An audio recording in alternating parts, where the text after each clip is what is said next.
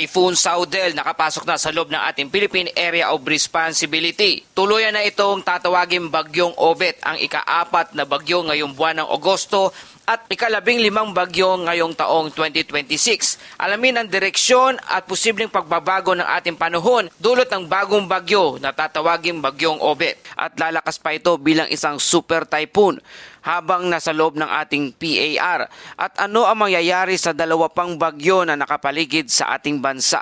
Magandang araw Pilipinas, ngayong araw ng Lunes, August 24, 2026. May tatlong sama ng panahon na mahigpit nating minomonitor sa paligid ng ating Philippine Area of Responsibility o PAR. At ito ang pinakamahalagang tanong, maaari ba itong maging isang super typhoon habang nasa loob ng ating monitoring area? At ano ang posibleng mangyari sa dalawa pang bagyo na malapit sa ating bansa? May posibilidad bang maimpluwensyahan, mahila o mabago ang galaw ng isa sa mga ito dahil sa napakalakas na sirkulasyon ng Typhoon Saudel? At higit sa lahat, kung malayo naman ang sentro ng bagyo, bakit kailangan pa rin itong bantayan? Maaari ba nitong palakasin ang habagat? Saan aasahan ang mga pag-ulan at may posibilidad ba sa biglaang pagbabago sa forecast? Yan ang ating pag-uusapan. Kaya kung kayo ay nasa Batanes, Cagayan, Ilocos Region, Cordillera, Central Luzon, Metro Manila, Calabarzon, Mimaropa o anumang bahagi ng ating bansa, pakinggan nyo ito hanggang sa dulo ng ating updates. Dahil ang sitwasyon ngayon, hindi lang isang bagyo ang dapat nating bantayan, tatlong weather system ang kumikilos sa paligid ng ating bansa. At ang galaw ng isa ay maaring makaapekto sa kapaligiran at direksyon ng iba. Samantala, kung gusto mo namang maging updated sa panahon, i-like, i-share at mag-subscribe lang dito sa ating channel. Mga kababayan, simulan natin ang pinakamalakas na sistema na ating minomonitor, ang Typhoon Saudel ay nananatiling napakalakas habang kumikilos sa Philippine Sea, silangan ng extreme northern Luzon. Ang sentro nito ay nasa layong 1,775 km silangan ng extreme northern Luzon. Taglay nito ang maximum sustained wind na 165 km per hour malapit sa sentro at may pagbugso na umaabot sa 205 km per hour. At may tinatayang central pressure na 945 hectopascal. Kumikilos ito patungong west-northwestward sa bilis na 30 km per hour. At napakalawak din ng sakop ng hangin nito. Ang malakas na hangin na typhoon force wind ay umaabot hanggang 540 km mula sa sentro ng bagyo. Mga kababayan, ito ang dahilan kung bakit seryoso nating binabantayan ang Typhoon Saudel. Hindi lang ito ordinaryong low pressure area, hindi lang ito tropical depression, at hindi rin simpleng tropical storm. Ito ay isa ng malakas na typhoon at ayon sa forecast information, may posibilidad pa itong lumakas hanggang super typhoon category.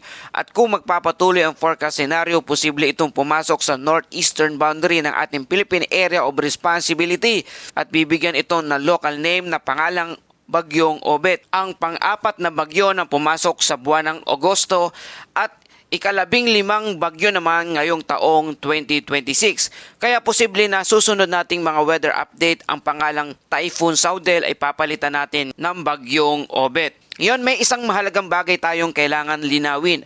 Ang pagpasok ng isang bagyo sa ating Philippine Area of Responsibility ay hindi otomatikong nangangahulugan na tatama ito sa kalupaan ng ating bansa. Ang PAR ay isang monitoring boundary. Ibig sabihin, kapag nakapasok ang sentro ng isang tropical cyclone sa area na ito, mas mahigpit itong binabantayan ng Pag-asa at binibigyan ito ng local name. Sa kasalukuyang forecast track na binigay, inaasang mananatili ang Typhoon Saudel sa ibabaw ng ating Philippine Sea at posibleng lumabas muli ng ating Philippine Area of Responsibility pagsapit ng August 25, araw ng Martes. Ngunit narito ang napakahalagang detalye, hindi pa dapat maging kampante. Bakit? Dahil kahit maliit na pagbabago sa atmospheric steering pattern ay maaring magdulot ng pagbabago sa track ng isang bagyo. Kung ang sistema ay kumilos ng mas westward kaysa sa inaasahang track, posible itong manatili sa loob ng ating Philippine Area of Responsibility ng mas matagal. At tandaan natin, kapag napakalakas ng isang tropical cyclone, hindi lamang ang eksaktong landfall point ang mahalaga. Mahalaga rin ang laki ng sirkulasyon, lawak ng malalakas na hangin, epekto nito sa habagat, kondisyon ng dagat at ang interaksyon nito sa iba pang weather system. Ngayon, posibleng super typhoon habang papalapit sa ating Philippine Area of Responsibility. Isa ito sa pinakamalaking tanong ngayon. Ayon sa forecast information, may posibilidad na umabot ang Typhoon Saudel sa Super Typhoon category bago o sa panahon ng pagpasok nito sa ating Philippine Area of Responsibility. Ngayon, bakit maaring lumakas ang isang tropical cyclone? May ilang pangunahing sangkap na karaniwang nakatutulong sa paglakas ng isang bagyo. Una, ang mainit na karagatan. Ang tropical cyclone ay kumukuha ng enerhiya mula sa mainit na tubig, dagat. Ang pangalawa ay mababang vertical wind shear. Kapag hindi masyadong magkaiba ang direksyon at bilis ng hangin sa iba't ibang taas ng atmosphere, mas madaling manatiling organisado ang sirkulasyon ng bagyo. Pangatlo, ang magandang upper level outflow. Ang pang-apat ay sapat na moisture sa paligid ng system. Kung ang mga environmental condition ay magiging favorable, maaring lumakas ang isang typhoon. Ngunit tandaan, hindi garantiya ang forecast na magiging super typhoon ito.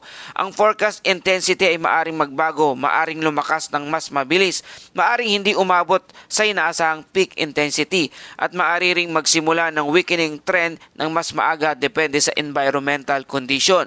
Kaya sa mga susunod na oras, isa sa pangunahing bagay na dapat nating bantayan, magpapatuloy ba ang intensification ng Typhoon Saudel? At kung oo, gaano kalakas ang magiging peak intensity nito bago ito lumapit sa ating northeastern boundary ng ating Philippine Area of Responsibility? Yan ang isa sa pinakamalaking aabangan natin sa ating susunod na updates. Ngunit may isa pang mahalagang usapin. Malayo ang Typhoon Saudel pero maari pa rin ba itong magpalakas ng habagat? Ito ang isang bagay na kailangan nating maintindihan. Hindi kailangang direktang tumama ang isang bagyo sa ating bansa para magkaroon ng epekto sa panahon. Sa ilang sitwasyon, ang isang tropical cyclone na nasa silangan o hilagang silangan ng bansa ay maaring makatulong sa pagpapalakas ng southwest monsoon o habagat. Kapag ang sirkulasyon ng isang malakas na bagyo ay nakaposisyon sa isang configuration na humihigop o nagpapalakas ng daloy ng hangin mula sa southwest, maaring dumami ang moisture na papasok sa ating western side Philippines. At kapag may sapat na moisture at atmospheric lifting, maaring magkaroon ng tuloy-tuloy o paulit-ulit na pag-ulan sa ilang bahagi ng ating bansa. Thunderstorm, moderate hanggang heavy rainfall, flash flood at landslide sa mga vulnerable na lugar. Kaya sa ngayon, ang pangunahing weather system na nakakaapekto sa Luzon ay ang southwest monsoon. Kaya kahit hindi direktang tumama ang Typhoon Saudel, patuloy nating babantayan kung may magiging pagbabago sa lakas ng habagat habang kumikilos ito sa Philippine Sea. Ngayon, habang nakatuon ang pansin ng marami sa Typhoon Saudel, may dalawa pang tropical system sa paligid ng ating Philippine Area of Responsibility. May dalawa pang bagyo. Una, ang Tropical Depression Gainari na dating kilala bilang isang bagyong neneng. Ang sistemang ito ay nasa layong 525 kilometers north-northwest ng Itbayat, Batanes. Taglay nito ang maximum sustained wind na 55 kilometers per hour at may pagbugso na 70 kilometers per hour. Kumikilos ito pa westward sa bilis na 15 kilometers per hour. Ito ay nasa labas pa ng ating Philippine Area of Responsibility. Hindi ito ang pangunahing banta sa malaking bahagi ng ating bansa, ngunit dahil malapit ito sa ating northern boundary region, patuloy pa rin natin itong minomonitor.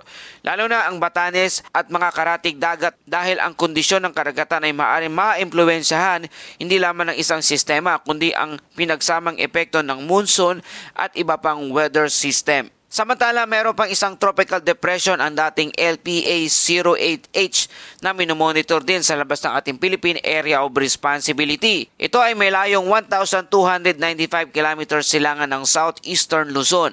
May maximum sustained wind ito na 55 kilometers per hour at may pagbugso na maabot din ng 70 kilometers per hour. Kumikilos ito pa northeastward at mabagal ang kilos. Ito ang sistema na kailangan bantayan dahil sa posibleng interaction ng malalapit na tropical system. Ngayon may isang terminong madalas na ginagamit online kapag may dalawang bagyo o tropical system na malapit sa isa't isa. Ang tawag dito ay Fujiwara effect. Mga kababayan, hindi ibig sabihin na dahil may dalawang tropical cyclone sa parehong malawak na rehiyon ay automatikong magkakaroon agad ito ng Fujiwara effect interaction o ito yung pagsanib ng dalawang bagyo. Ngayon, para magkaroon ng malinaw at malaking interaction ang dalawang bagyo, kailangang sapat ang lapit ng dalawang umiikot na sirkulasyon at kailangang maging favorable din ang kanilang relative size at intensities. Sa madaling salita, posibleng maimpluwensyahan ng mas malakas na sirkulasyon ang galaw ng mas mahina. Ngunit hindi ito dapat agad tawaging hihigupin o kakainin ng bagyo ng walang sapat na paliwanag. Ngayon, patuloy nating babantayan kung magkakaroon ng significant interaction sa steering environment ng mga sistemang ito. Kaya kung ang isang napakalakas na tropical cyclone tulad ng Typhoon Saudel ay nasa posisyon kung saan maari nitong baguhin ang atmospheric flow sa paligid, posibleng magkaroon ng pagbabago sa direksyon o evolution ng mas mahinang sistema. Posible itong mangyari depende sa kanilang magiging lokasyon sa mga susunod na oras o araw. Kaya ito ang isang napaka-importanting abangan, mananatili ba sa kasalukuyang direksyon ang tropical depression sa silangan ng southeastern Luzon o unti-unting magbabago ang track nito habang lumalapit o nagbabago ang posisyon ng mas malakas na Typhoon Saudel. Ito ang klase ng development na kailangan nating bantayan sa mga susunod na updates. Ngayon, pag-usapan natin ang panahon sa ating bansa. Ang southwest monsoon o habagat ang pangunahing nakakaapekto sa malaking bahagi ng Luzon. At para sa Batanes, inasahan ng occasional rain. Ito ay may posibilidad na magdulot ng moderate hanggang heavy rainfall sa ilang panahon. Dahil dito, may posibilidad ng flash flood at landslide, lalo na sa mga lugar na madaling bahain at sa mga lugar na matatarik na terrain. Para naman sa Metro Manila, Ilocos Region, Cordillera Administrative Region, Central Luzon at natitirang bahagi ng Cagayan Valley, Rizal, Cavite, Batangas at Occidental Mindoro. Inaasahan ang maulap na kalangitan na may kalat-kalat na pag-ulan at pagkidlat at pagkulog dahil sa southwest monsoon. May posibilidad ng moderate hanggang at times heavy rainfall. Mga kababayan, huwag nating maliitin ang salitang scattered rain at thunderstorm. Hindi ibig sabihin nito ay pare-parehong umuulan buong araw sa bawat lugar. Maari may isang bahagi ng lalawigan ay malakas ang pagbuhos ng ulan habang sa kabilang bahagi ay maulap lamang o bahagyang umuulan. Kaya napakahalaga ng localized rainfall monitoring. Kung may thunderstorm sa inyong lugar, maaaring mabilis na lumakas ang ulan sa loob lamang ng maikling panahon.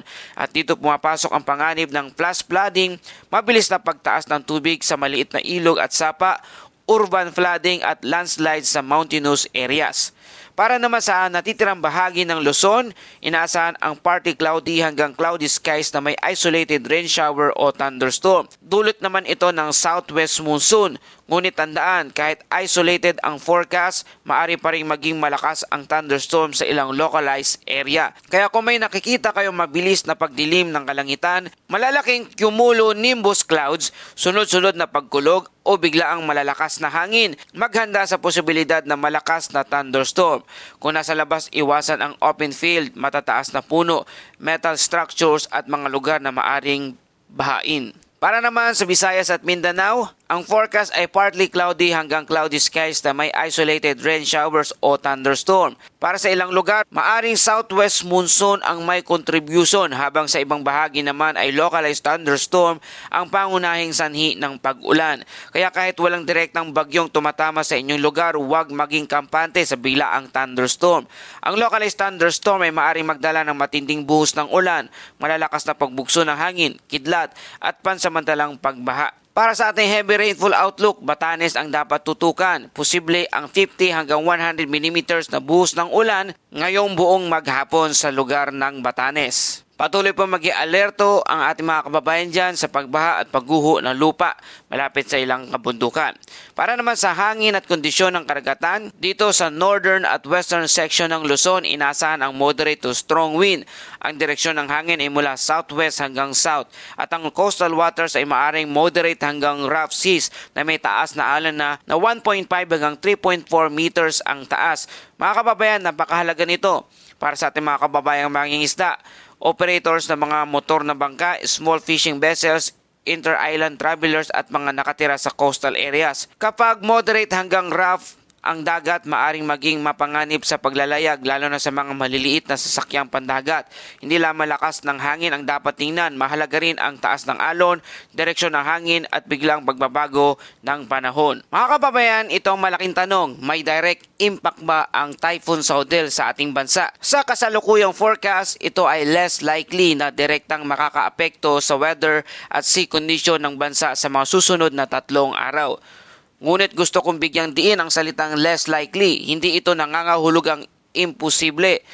At hindi rin ito nangangahulugang wala ng dapat bantayan. Ang forecast track ay mayroon pa ring uncertainty, lalo na kapag ang system ay nasa malawak ng karagatan at ilang araw pa bago dumaan sa pinakamalapit nitong posisyon dito sa ating bansa. Kaya ito ang dapat nating bantayan. Una, ang eksaktong oras ng pagpasok ng Typhoon Southel sa loob ng ating Philippine Area of Responsibility. Maaari ito ay sa umaga o hapon, ngayong araw batay sa kasalukuyang forecast scenario. Pangalawa, ang intensity nito sa oras ng pagpasok. Mananatili ba itong typhoon o lalakas pa patungong super typhoon category? Pangatlo, ang magiging eksaktong track nito pagkatapos nitong pumasok sa ating Philippine Area of Responsibility. Mananatili ba itong malayo sa kalupaan ng bansa o magkakaroon ng mas westward shift ang kilos nito? Ang pangapat, ang magiging epekto nito sa southwest monsoon. Kung magbabago ang monsoon circulation, maaring magbago rin ang distribution ng ulan sa western section ng bansa. At panglima, ang galaw ng dalawang tropical depression sa paligid ng ating Philippine Area of Responsibility, lalo na ang sistema sa silangan ng Southern Luzon. Paano mababago ang direksyon nito? Mananatili ba itong mahina o lalakas ba? O maiimpluwensahan ba ng pagbabago ng steering movement? Ito ang pinakamalaking detalye na dapat nating abangan sa susunod na 24 oras. At dumako na tayo sa ating Bible verse of the day mula sa Psalms 46 verse 1. God is our refuge and strength, an ever-present help in trouble. Mga kababayan, sa gitna ng ulan, pangamba, problema at mga pagsubok na maaring dumating, tandaan natin na hindi tayo nag-iisa. Ang Diyos ang ating kanlungan at lakas. Kapag hindi natin kontrolado ang mangyayari sa ating paligid, maaari tayong kumapit sa Kanya ng may pananampalataya at pagtitiwala sa Kanyang magagawa. At yan po ating update sa panahon ngayong araw na ito. Kung nakatulong sa inyo ang balitang ito, please like, share, and subscribe. Salamat sa iyong suporta. Ito ang Pilipinas Weather ngayon na lagi nagpapaalala, mag-ianda, mag-iligtas, mag-alerto, ingat tayong lahat.